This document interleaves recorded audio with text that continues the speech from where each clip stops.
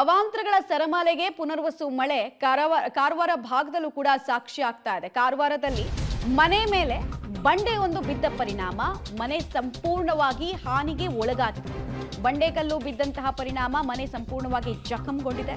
ಮನೆಯಲ್ಲಿ ಯಾರೂ ಇಲ್ಲದ ಕಾರಣ ಭಾರೀ ಅನಾಹುತವೊಂದು ತಪ್ಪಿದೆ. ಗುಡ್ಡ ಕುಸಿತದ ಆತಂಕದಲ್ಲಿ ಸುತ್ತಮುತ್ತಲ ನಿವಾಸಿಗಳು ಕೂಡ ಸದ್ಯಕ್ಕಿದ್ದಾರೆ. ಕಾರವಾರದ ಹಬ್ಬುವಾಡದಲ್ಲಿ ಮನೆ ಮೇಲೇನೆ ಬೃಹತ್ತಾಕಾರದ ಬಂಡೆ ಬಿದ್ದ ಪರಿಣಾಮ ಆತಂಕ ಭಯ ಅಂತೂ ಸದ್ಯ ಕಂಟಿನ್ಯೂ ಆಗ್ತಾ ಇದೆ. ಅಲ್ಲಿ ನೋಡ್ತಾ ಇದ್ದೀರಾ, ಮನೆ ಮೇಲೆ ಬಿದ್ದಿರೋದ್ರಿಂದ ಕಂಪ್ಲೀಟಾಗಿ ಡ್ಯಾಮೇಜ್ಗೆ ಒಳಗಾಗಿದೆ ಮನೆಯಲ್ಲಿ. ಈ ಸಂದರ್ಭದಲ್ಲಿ ಅನಾಹುತ ಆದಾಗ ಯಾರೂ ಇರಲಿಲ್ಲ, ಹೀಗಾಗಿ ಎಲ್ಲರ ಜೀವ ಉಳಿದಿದೆ. ಇಲ್ಲಾಂದರೆ ಅನಾಹುತವನ್ನು ಅಂದಾಜು ಮಾಡೋದು ಕೂಡ ಕಷ್ಟ ಆಗ್ತಾ ಇತ್ತು. ಸುತ್ತಮುತ್ತ ನೆರೆಯ ವಾತಾವರಣ ನೋಡ್ತಾ ಇದ್ದ ಹಾಗೆ ಧರೆ ಕುಸಿತಾ ಇದೆ. ಉತ್ತರ ಕನ್ನಡ ಜಿಲ್ಲೆಯಲ್ಲಿ ಮಳೆ ಆರ್ಭಟ ಇಂದು ಕೂಡ ಮುಂದುವರೆದಿರೋದು. ಸಾಕಷ್ಟು ಮನೆಗಳಿಗೆ ನೀರು ನುಗ್ಗಿ ಅನಾಹುತವನ್ನು ತಂದೊಡ್ಡಿದ್ರೆ ಕಾರವಾರ ಭಾಗದಲ್ಲಿ ಈಗ ಮತ್ತೆ ಗುಡ್ಡ ಕುಸಿತ ಆಗಿರುವಂಥದ್ದು. ನಾವಿವತ್ತು ಫಿಶರ್ಸ್ ಕಾಲೋನಿ ಭಾಗದಲ್ಲಿದ್ದೀವಿ. ನೀವು ನೋಡ್ಬೋದು, ಈ ಭಾಗದಲ್ಲಿ ಈಗ ದೊಡ್ಡ ಪ್ರಮಾಣದ ಗುಡ್ಡ ಕುಸಿತ ಆಗಿರುವಂಥದ್ದು. ಕಲ್ಲು ಬಂಡೆ ಈಗ ಜಾರಿ ಬಂದು ಮನೆಯ ಮೇಲೆ ಬಿದ್ದಿರುವಂಥದ್ದು. ಸಾಕಷ್ಟು ಅನಾಹುತ ಈಗ ನಡೀತಾ ಇರುವಂಥದ್ದು. ಯಾಕಂತಂದರೆ ಕಳೆದ ಬಾರಿಗೆ ಹೋಲಿಸಿದರೆ ಈ ಬಾರಿ ಗುಡ್ಡ ಕುಸಿತ ಆತಂಕ ಹೆಚ್ಚಿರುವಂಥದ್ದು.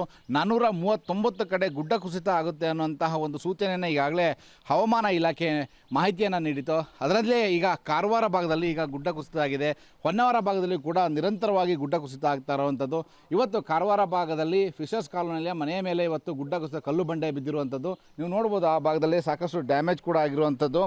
ಆದರೆ ಏನು ಹವಾಮಾನ ಇಲಾಖೆ ಸೂಚನೆ ಮೊದಲೇ ನೀಡಿತ್ತು, ಆದರೆ ಇದಕ್ಕೆ ತಕ್ಕಂತೆ ಜಿಲ್ಲಾಡಳಿತ ಕೂಡ ಕ್ರಮವನ್ನು ಕೈಗೊಳ್ಳಬೇಕಿತ್ತು. ಆದರೆ ಅದ್ಯಾವುದೂ ಸರಿಯಾದ ಒಂದು ವ್ಯವಸ್ಥಿತವಾಗಿ ಆಗ್ತಾ ಇಲ್ಲ. ಇನ್ನು ನೋಡ್ಬೋದು, ಈ ಭಾಗದಲ್ಲಿ ದೊಡ್ಡ ದೊಡ್ಡ ಕಲ್ಲು ಬಂಡೆಗಳು ಮನೆಯ ಮೇಲೆ ಹೇಗೆ ಬಿದ್ದಿದೆ ಅನ್ನೋದನ್ನು ಈ ಭಾಗದಲ್ಲಿ ಸಾಕಷ್ಟು ಅನಾಹುತಗಳು ಆಗ್ತಾ ಇರುವಂಥದ್ದು.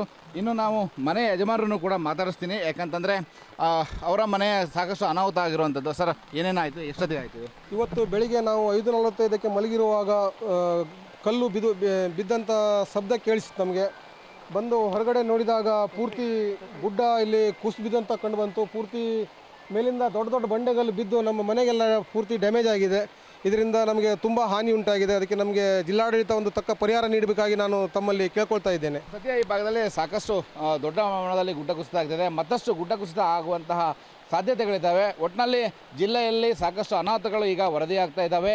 ಇನ್ನಷ್ಟು ಮಳೆ ಆದರೆ ಹೆಚ್ಚಿನ ಅನಾಹುತ ಆಗುವಂತಹ ಸಾಧ್ಯತೆಗಳಿದ್ದಾವೆ. ಕ್ಯಾಮರಾಮನ್ ಸುರೇಂದ್ರ ಜೊತೆ ನವೀನ್ ಸಾಗರ್, ಪಬ್ಲಿಕ್ ಟಿವಿ, ಕಾರವಾರ.